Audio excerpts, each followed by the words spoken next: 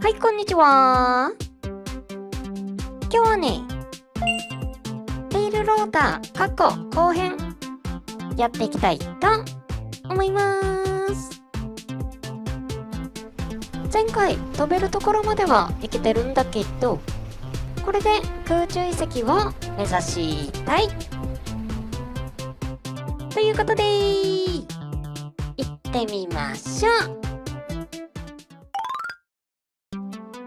まず飛行する要素のうち極めて大事なところとしてプロペラの角度。前回テールローターは新しく作ったんだけど、メインローターは昔作ったまんまだったんだよね。もちろんその状態で飛べてはいたんだけど、さらに効率を上げるとしたらここじゃないかな。上に登るプロペラは結構浅めに作った方がいいみたいなんだけど、監督経験の職人芸でまあこんな感じか。この辺実は前回はしょったところって最後あたりの映像はこの改造を加えたもので飛んでます。実際のところ明確に何か変わったっていうほどの手応えはないんだけど、その後も何回か試してみた感じ、なんとなく安定感が上がったような気がするってくらいかな。まあこれでも今回狙ってる空中遺跡までは届かなかったって話なんだけど、バッテリー切れか。かき集めればあと何本かはあるんだけど、ちょっと足りんか。悩ましいな。その話は一遍置いといて、空中遺跡は高さが3段階あるのが分かってて、一遍以前言ったあっちの空中遺跡なら届くんじゃないか。あっちの空中遺跡はこのヘリを最初に作った時に飛んでいった場所なんだけど、実はね、あの後何回か試してみても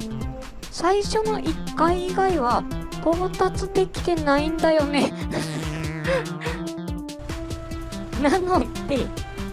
昔は運がいい時にやっと届くくらいのスペックだったのが、今回は余裕で届きますね。手応え的にこのくらいは明らかに届いてたんだよな。ちなみに空中遺跡のレベルは置いてあるロケットエンジンの数でわかるみたいなんだけど、ここには1個置いてありました。つまりレベル1には余裕で届くことは確認できたので、一遍下に降りましょうか。っていうかね、今の空中遺跡に寄ったのはついでの用事で、その辺で電池を調達したいんだよね。要するに電池が足りないなら取ってくればいいじゃないって話なんだけど、今回は戦うつもりはないのでビームだけ防いで電池だけ剥ぎ取ります。ちなみに去年くらいのアップデートでビームが水中を通らなくなったので、こういう地形では水に潜りながら近寄ったりできます。タイミングはちょっと難しいんだけど、私くらいのつよつよプレイヤーだと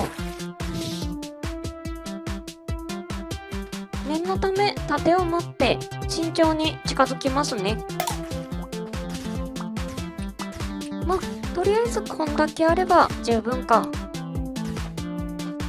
これでパワーアップしてあっちの要塞近くの空中遺跡を目指せるかどうか。出力用を少し上げるのと補助バッテリーを多めにしとくか。まずはこれで強くなっていながら目立った不具合は出てないですね。この辺は実際の動きを見ながら調整するつもりなんだけど、もうちょい出力を上げてもいいかな。さっきの場所からだと要塞から距離が遠くなってたので、それで補助バッテリーを多めにしてたんだけど、やっぱ届かんか。要塞の近くにも若干の荷物を置いてあるので、あの辺に着陸できればいいんだけど、よし、うまく着陸できました。この辺の荷物もいずれ何とかしたいところではあるんだけど、とにかく充電。いっぺんお家に帰るつもりで充電してるんだけど、待ってよ。ここから再チャレンジするのが賢いかもしんない。いや、前回からいろいろ試してるのに、ここで難易度を下げるのは違うな。てなわけで、お家を目指します。ちなみに、乗る前に出力用の電池を多くするように再調整したんだけど、少しパワーが上がってるものの、なんとか制御できるかな。ってな感じで、無事に戻ってきました。ここからまたいろいろ調整していくわけなんだけど、充電のために電池を付け外しするのもめんどくさいので、お家から配線を引いちゃいます。この辺はもっと効率化したいな。まあそれはいいとして、電池も増えたし、ここからはメインローターのパワーを上げる方向で考えてるんだけど、それに伴ってテイルローターのパワーも上げないといけない。ところが、これ今の段階で最高の 480rpm に届いてて、これ以上上げれないんだよね。なのでプロペラの厚みを増やせば推力を確保しつつ回転数を落とせるはず。これで頭打ちになってた回転数に余力ができました。これで試してみると、良くも悪くもあんまし変わんないかもしんない。こんな感じで、この後も調整を繰り返しながら何回も挑戦してるんだけど、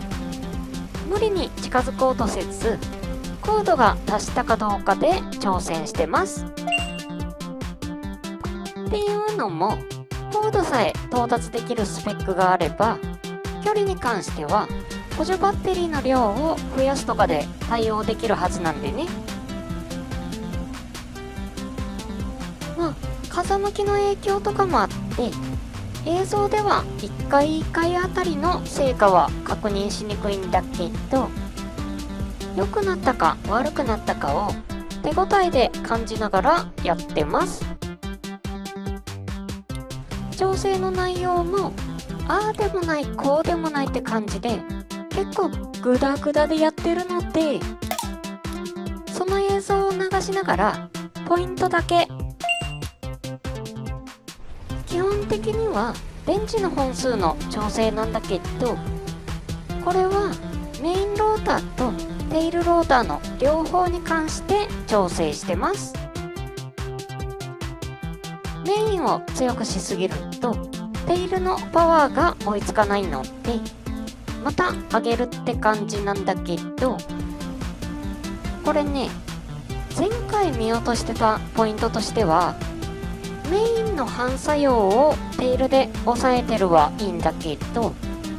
テイルの反作用を抑える機構はないんだよね。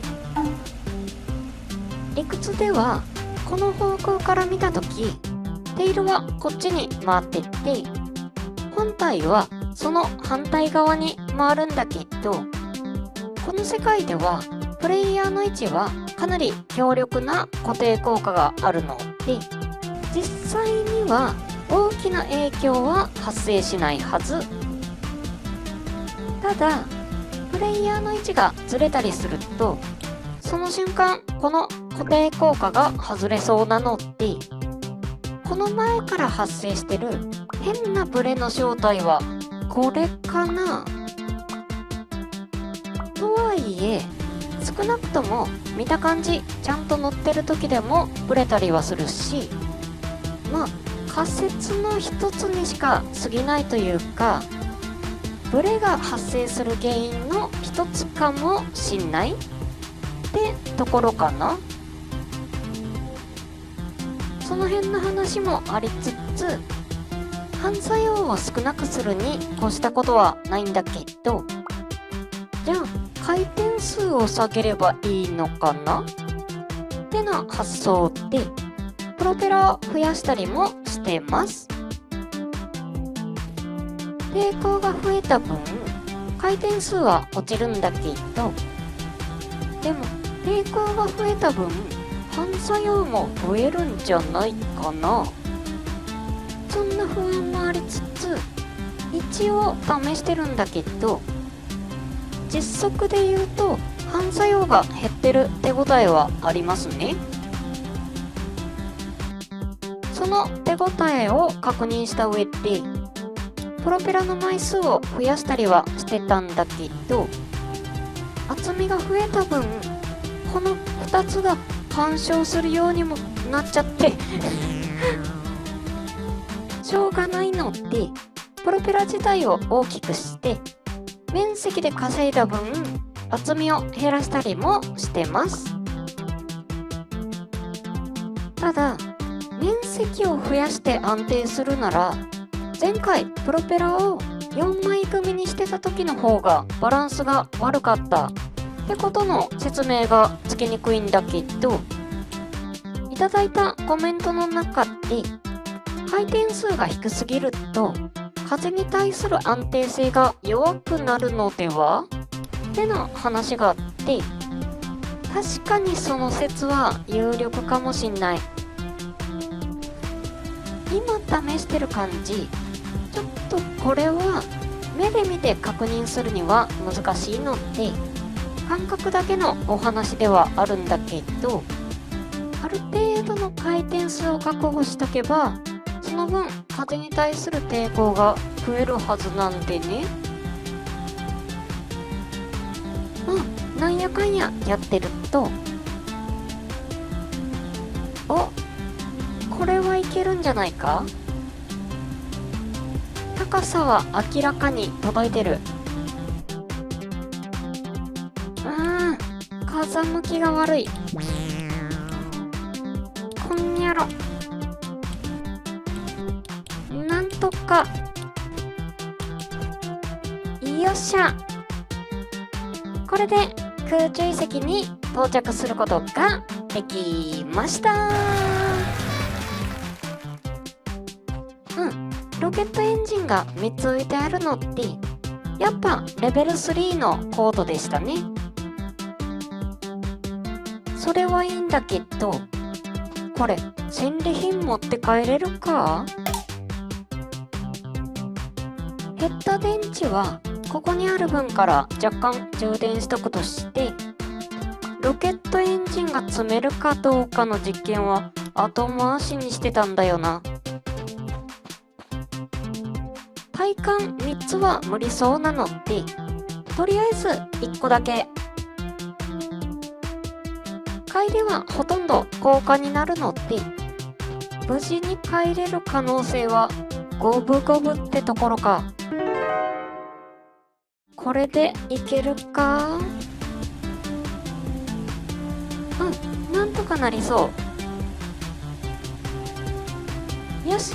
あとは機関の様子を流しながらまとめていきましょうか。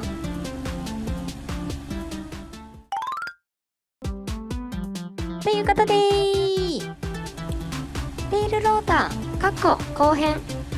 やってみたわけなんだけど、いかがだったでしょうか。まあ飛行するものは難易度が高めなのは分かってたんだけど、これだっていうような決定的な攻略法を出すのは未だ難しいかな。まあその分ポイントになるようなところはいろいろお見せすることはできたと思うので、ヘリを作ろうと思ってる方はいろいろ試してみてはいかがでしょうか。とかなんとか言ってるうちに、よし、無事にお家まで帰ることができました。で、この後は荷物を下ろしたりいろいろやっていくんだけど、ちょっとね外装を増やしてみました。っていうかね、これ作ってる様子が撮れてなかったんだけどさっきのは調整してる途中で合計約20キロくらい軽量化してたんだけど、見た目がスカスカになってたのをかっこ悪く感じたので、黒焦げの草で飾り付けをしました。ちなみにこの草は水上スクーターの時作った部品ですね。で、